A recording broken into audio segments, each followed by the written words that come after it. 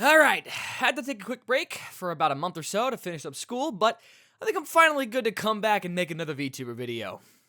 I wonder if I missed anything. You didn't have to cut me off. We were nothing. Okay, well, before the beginning of the apocalypse happened, I reviewed some more Hololive fan games and teased the next major fan game that I would play.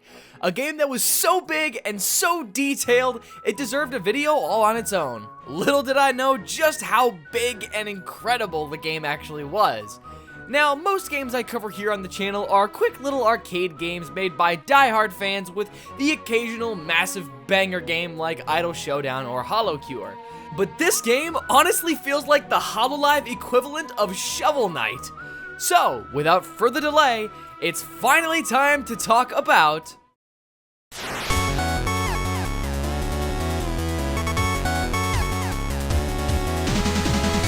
Flare NuiNui Quest! Easily the best Hololive fan game I have ever played. And that says a lot considering how many awesome games I've played on this channel. Everything about this game absolutely blew me away. From its visuals, to its gameplay, to its music, to its sheer variety and incredible amounts of content. But I'm getting ahead of myself. With so much that this game has to offer, there is a lot to talk about. But first, let's get into the story.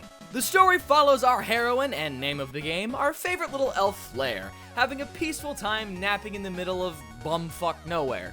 I guess that's what she does in her free time. When suddenly she's woken up by an elf friend who tells her that the land has been completely corrupted by darkness along with all of her fellow gen mates, and it's up to her to free them.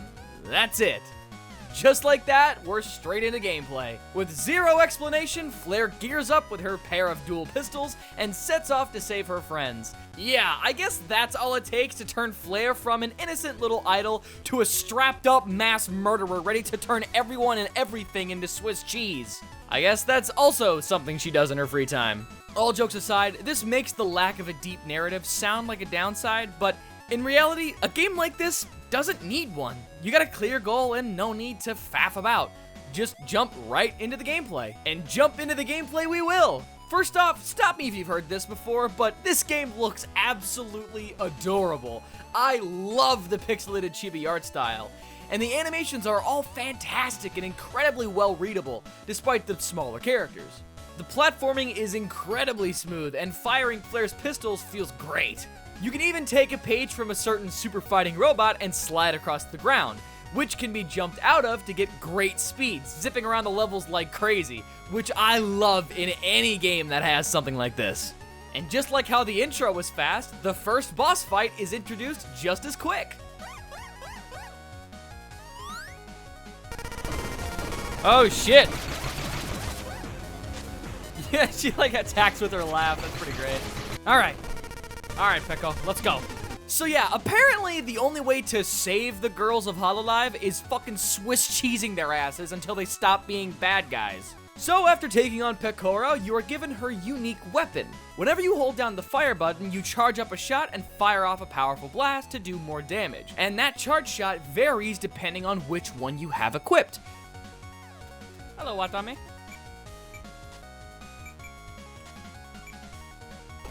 Ow! Haha! Let's go! Fuck! No! Is Watame gonna kill me? Oh my god, Watame's gonna kill me. I'm gonna die to Watame! Alright, fuck off. Alright, next stage. And what would a retro 2D platformer be without a casino level? Hello. How are you? Have you heard of our Lord and Savior Jesus Christ? The Underworld Casino is a fantastic level, filled with rolling chips that can crush you, a block switching mechanic, and a mini boss fight against a mysterious scythe-wielding menace. I wonder who that could be. And it's at this level that I can truly talk about the soundtrack, because holy hell, this song is a banger!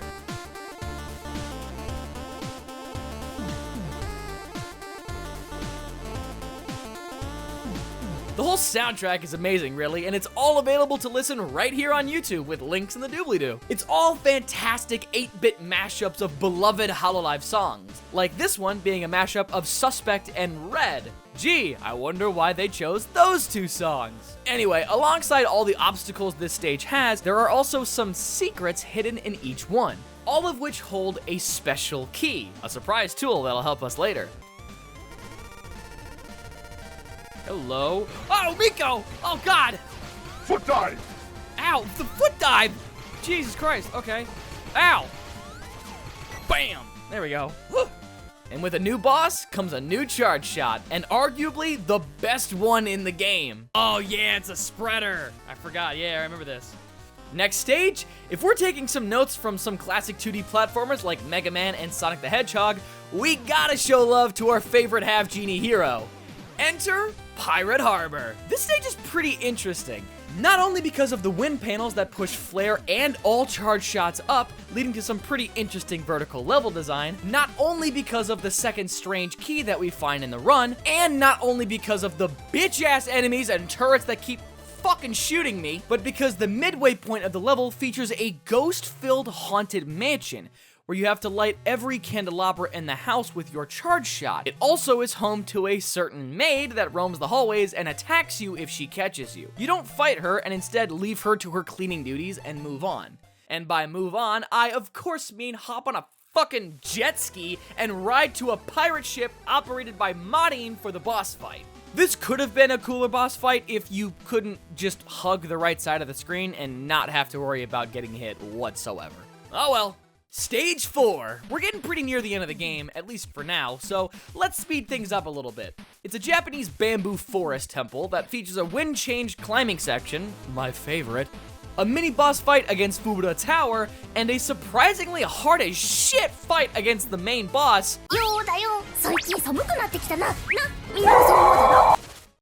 And after obtaining the 4th key, I was told by Mio that even though I thought I was pretty diligent and found all the secrets in the levels, I still wasn't powerful enough for what lies ahead. But that can't be right. I mean, with the exception of Ayame, this has been a pretty easygoing game so far. Whatever. After taking on Fubuki and getting her charge shot, we come face to face with one of the last members left to save.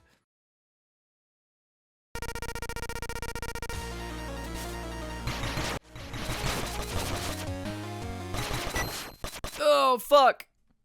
So yeah, because I wasn't powerful enough, I was easily defeated and brought to the final stage of the game. A tower climbing level with falling guillotines, an enemy wave fighting bit, and a mini boss fight against both Polka and her magic cards, as well as Suisei and her flying guillotine blade. Don't know what outfit she got that, but whatever. After reaching the top of the tower, we finally come face to face with the final boss.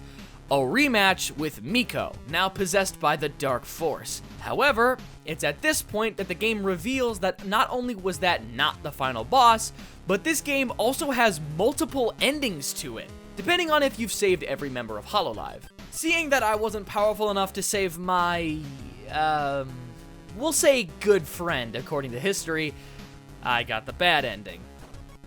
Bad end? But apparently, not only did I fail to save Noelle, but I also failed to save Aqua. But wait, Aqua wasn't a boss fight. She was just hanging around during the Desert Candelabra section. So, what did I do wrong? Well, if you look at the icon showing that you failed to save Aqua, you'll see there's a pair of swords next to her. One of which is Marine's Cutlass. And we got Marine's Cutlass as a charge shot.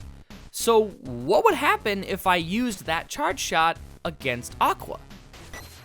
Boom, there we go. Yeah, doing so unlocks the best charge shot in the game. Holy shit!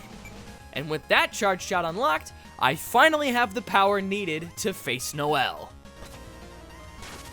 Oh shit! Let's go! With Noelle defeated, the spirit that once took control of her now jumps over to Flare, whisking her away back to the Demon's Tower, just like the first time. So now you have to finish the final stage playing as Noelle. Noelle? Oh, let's go! Am I playing as Noelle? Oh, let's go! She may not have any upgrades, but she moves so damn fast, and her melee strikes do a shit ton of damage, so it's a pretty easy trek to the boss fight. With Demon Lord Miko defeated once again, we make our way to the true final boss of the game, but not before saving one last member.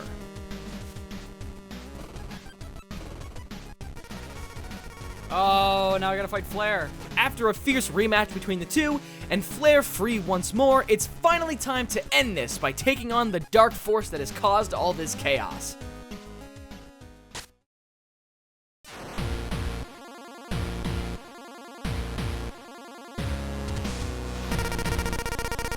Talk about one hell of an ending with Flare and Noelle teaming up.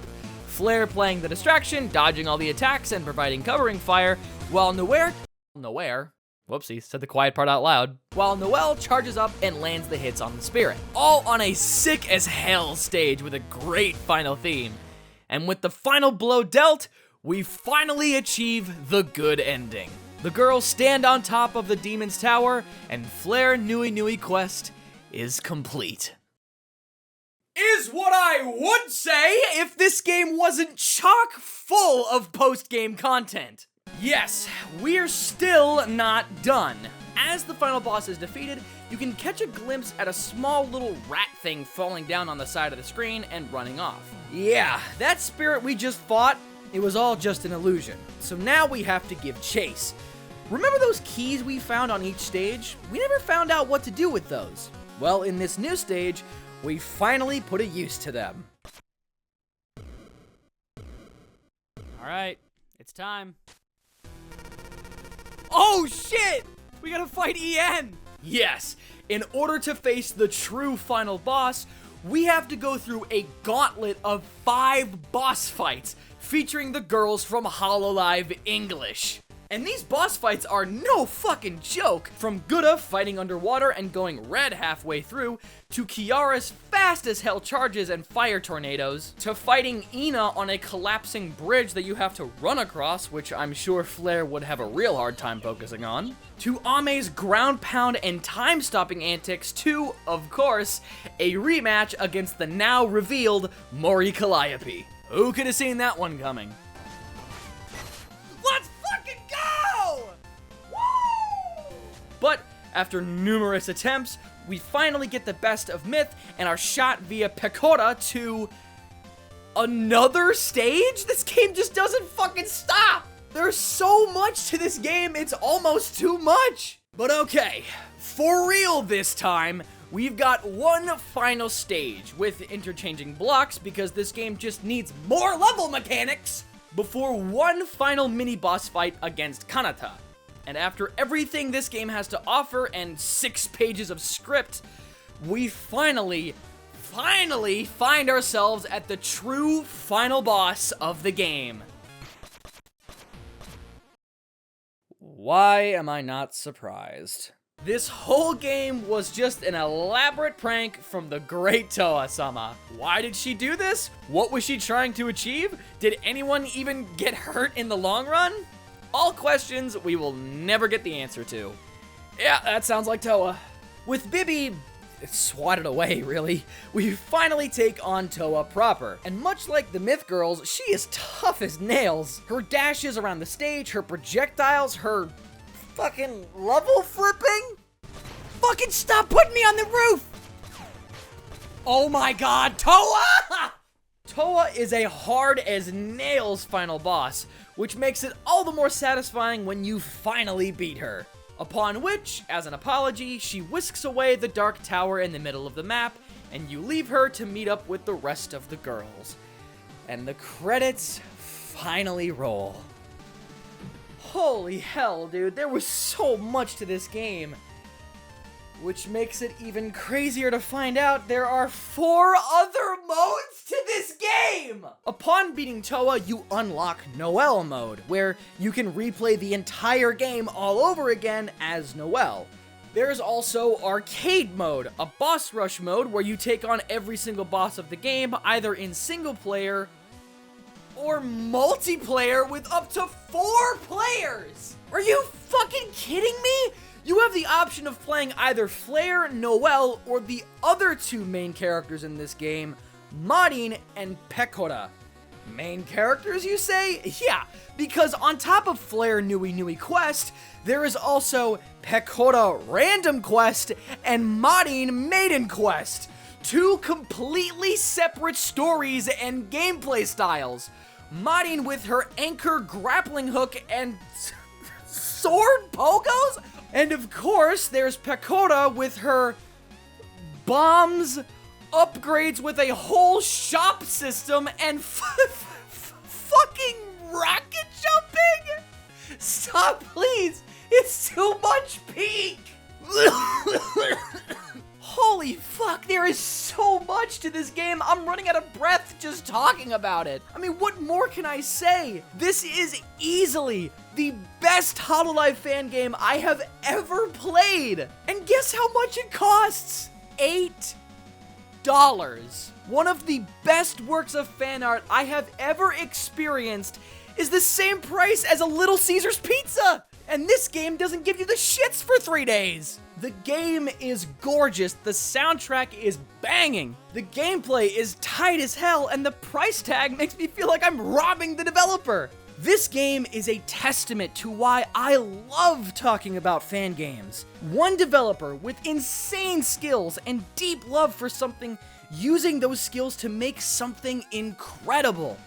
If you have the time, please get this game. There is so much to this game that I just didn't have the time to talk about. Of course, there's the 2 other campaigns that I just briefly mentioned, but there are also multiple other secrets in the main game and a dungeon in the final level that honestly, I don't even know what's in it yet. I'm still trying to figure it out. But okay, I'm done here. I can't sing this game's praises anymore. I need to sleep sometime. The game is in the description for you to buy right now, and you should absolutely give it a try and see all the things I couldn't mention.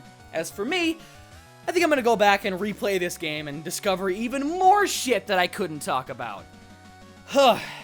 Until next time.